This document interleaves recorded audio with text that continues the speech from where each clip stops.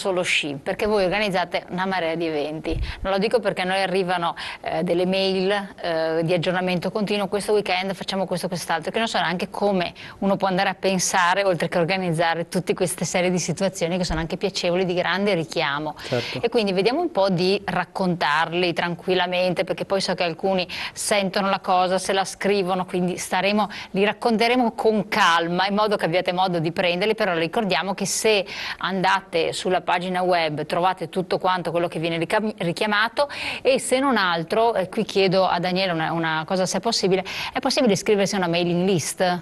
Sì, ci si può iscrivere direttamente dal sito dove c'è iscrizione alla newsletter, quindi voi vi iscrivete, riceverete... E le stesse cose che riceviamo noi le ricevono anche loro. Esatto. Con gli aggiornamenti, quindi ecco cosa far fare ai bambini nel fine settimana, fare per se stessi, eccetera, vi viene suggerito direttamente con giorni di anticipo, in modo che potete anche programmare, che so che per molti genitori è un po' problematica sta cosa qua. Sì, dicevamo, questo weekend prenderà il via a Lavarone sul lago ghiacciato lo stage di immersione sotto i ghiacci, uno stage di respiro nazionale, dove veramente da tantissimi anni molte associazioni sportive vengono proprio al lago di Lavarone, e questo stage consiste nel tagliare il ghiaccio, quindi si toglie dal centro del lago direi una quantità molto importante di ghiaccio, quindi, perché è proprio bello grosso lo ghiaccio sul lago. Tipicamente, peraltro con questo freddo qui si arriva ad avere un 30, un 40 centimetri. Ma si pattina? Si pattina sul lago, sul lago si pattina. Ed è splendido, nel senso che io personalmente ho provato ed è molto diverso da pattinare su, ecco, da una parte perché poi la superficie è più rugosa rispetto al ghiaccio di un pattinaggio, ma anche perché il contesto è così naturale, così veramente libero, che poi peraltro il lago di Lavarone ha questa, veramente, è dentro questa conca contornata dal prestigio dell'albergo Astoria, peraltro è questo albergo storico che capeggia proprio sull'orizzonte. Si ha il becco di Filadonna e il gruppo del Cornetto e della Vigolana che sembrano penetrare quasi nel lago, ed è veramente per pattinare una cosa molto, molto bella. Insomma, questo stage, questi sub si immergono, vanno nella profondità del lago, che comunque arriva fino a 15 metri di profondità, ed è ovviamente non un qualcosa che consigliamo di praticare perché serve un po' di esperienza, però da vedere è veramente una cosa secondo me suggestiva ed interessante. Poi il mese di febbraio è il mese, uno dei mesi clou della stagione invernale, non fosse perché ovviamente capita il carnevale, ma anche perché è tipicamente il mese delle settimane bianche, quindi con le nostre piste da sci, con il nostro centro commerciale di Folgaria, che ricordo essere questa zona interamente pedonabile, ricca di negozi, di bar, di pasticcerie e ristoranti, ed è anche questo un nostro grandissimo punto di forza. Entriamo veramente nel vivo, abbiamo musica, abbiamo appuntamenti in piazza per le famiglie, abbiamo un servizio di animazione che per chi alloggia nei nostri alberghi offre attività diurne nei baby park, sulle piste da sci, quindi anche la possibilità di lasciare il bambino in mano a persone professionisti, insomma, del settore. Peraltro anche da un'età molto bassa, abbiamo a Passocoe questo baby park veramente per i più giovani, a partire dai 3 mesi. Dai 3 mesi? Dai 3 mesi. Quindi è un Kinderheim a tutti gli effetti per i piccolissimi, al chiuso ovviamente, quindi il bambino rimane accudito per tutta la giornata, e quindi consentendo ai genitori di dedicarsi poi alle loro attività preferite. Hai capito, quindi questo è molto importante, perché se no possono un attimo rilassarsi in tranquillità. E questo ovviamente va a ridefinire e a continuare a confermare questa attitudine dell'Alpe Cimbra di essere amica della famiglia, cioè uno dei nostri punti d'eccellenza è proprio quello di avere e di essere una comunità dove i bambini, la famiglia, i genitori si trovano a proprio agio, hanno dei servizi molto particolari. non solo negli alberghi ma anche sulle piste da sci con i nostri impianti.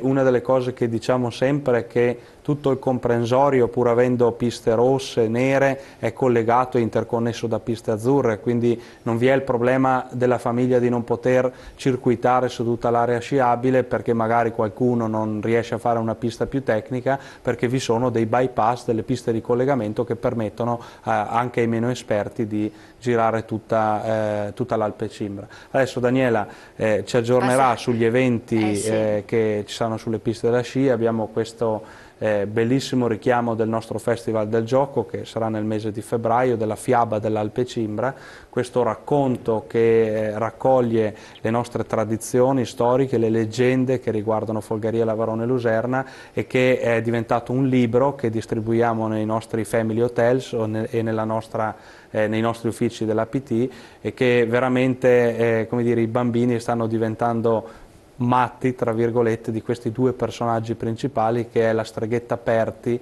e il folletto Flip Flick. Dovrete farne due gadget che esistono già. Abbiamo le nostre magliette, abbiamo la borraccia, anche perché questi due personaggi nelle loro avventure sul territorio di Folgheria, Lavarone e Luserna confezionano pozioni con elementi naturali, quindi anche i bambini, soprattutto d'estate, giocano andando a ricercare questi elementi, veramente sono coinvolti, veramente coinvolti, ed è il grande punto di forza di questo evento che riproporremo anche nell'estate 2015, a cavallo tra la fine di luglio e i primi di agosto, che è il Festival del Gioco. 7 giorni di attività interamente incentrate sulla famiglia, e dove dalla mattina alla sera, il dopo cena, vi sono veramente attività organizzate nella natura per veramente, io credo sia quasi un unicum sulla proposta della montagna italiana, cioè credo sia tra gli unici eventi che veramente offrono una proposta per le famiglie così strutturata. Assolutamente,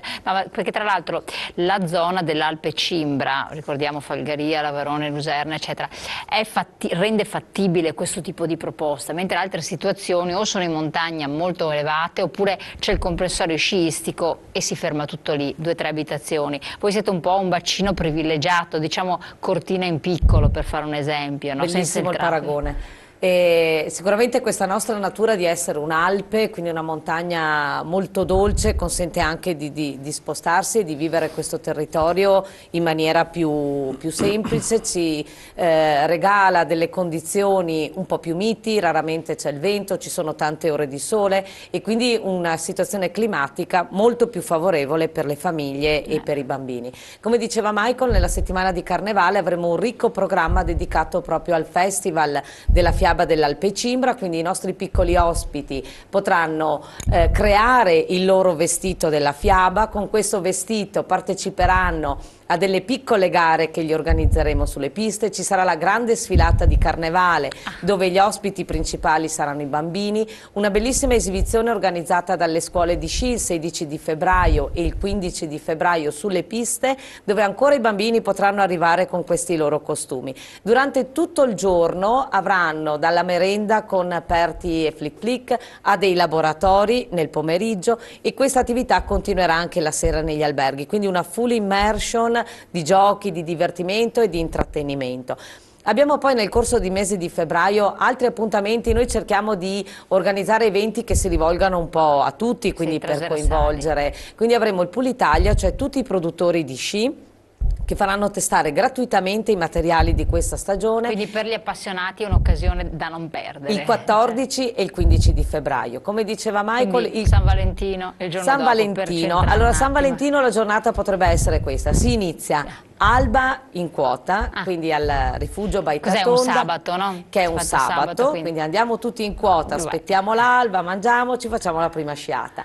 Poi abbiamo organizzato un altro evento, sempre il 14, che si chiama Alpe Cimbra Ski Style, dove gli sciatori un po' più provetti, ma non serve essere dei campioni, potranno esibirsi al cospetto dei grandi istruttori nazionali su degli archi di curva che loro decideranno e riceveranno un punteggio. È una manifestazione situazione che vuole essere anche, come dire, un po' divertente, ma siccome soprattutto gli sciatori che frequentano un po' di più le piste amano sapere se sono a livello 7 o a livello 10, avere degli istruttori nazionali che sono quelli che scelgono i maestri di sci, che ci giudicano, e tra l'altro c'è la possibilità di partecipare a questa gara anche in coppia, quindi eleggeremo anche la coppia più stilosa, quindi un appuntamento a cui veramente invito tutti a partecipare. Io tra l'altro sarò in coppia con Vanni Ceccarello, che è il presidente della Fisi Padova, quindi Vanni, ricordati di questo appuntamento, ma a tutti coloro che vogliono partecipare veramente l'invito è a trascorrere una bella giornata. Il weekend successivo avremo il Tour delle Alpi, un altro evento con Neve Italia, con grandi protagonisti della neve, ancora prova. Cosa vuol dire Tour Italia? Cioè praticamente viene fatto un percorso? Viene creato un villaggio, questi villaggi vengono creati a Fondo Grande, che solitamente è la location che più si presta, con varie aziende che intervengono, distribuzione di gadget, esatto. Poi sempre quel weekend lì del 20 avremo il comune di Cesena, con cui abbiamo stretto un gemellaggio, che farà la scuola di Piadina, e quindi questo è un po' nella nostra natura di scambiare esperienze turistiche, perché l'importante è creare sempre motivazioni di vacanza, poi. Esatto, quindi la Romagna, che è un'altra regione insieme al Veneto che condivide con noi tante esperienze, il 20 di febbraio sarà sulle piste a insegnare appunto come si prepara la Piadina. Avremo poi il trofeo Topolino nei primi giorni di marzo, un appuntamento internazionale, sicuramente la competizione più importante che si rivolge al mondo giovanile, da cui escono i grandi campioni del futuro. E vi stiamo preparando sempre per i bambini nel weekend del 7 e l'8 marzo un altro evento dove i protagonisti saranno i personaggi dei cartoni animati. Su questo non posso ancora svelare tutto perché ve lo stiamo confezionando, e quindi ancora una volta noi abbiamo tutte le informazioni sul sito alpecimbra.it, ma è un palinsesto in progressione, perché la stagione è ancora lunga, gli impianti resteranno aperti fino al 7 di aprile, quindi quest'anno c'è la possibilità di sciare anche nel weekend dedicato alla Pasqua, e quindi una stagione che, se vogliamo, è appena all'inizio, e quindi arricchiremo strada facendo il nostro calendario di appuntamenti con tantissime altre iniziative. Assolutamente. Per capire, non so chi di voi due può darci una risposta, come tipo di spaccato di turista, da dove provengono, che tipo di affluenza avete, che cosa auspicate, quindi che obiettivi vi state ponendo, perché poi nell'ambito turistico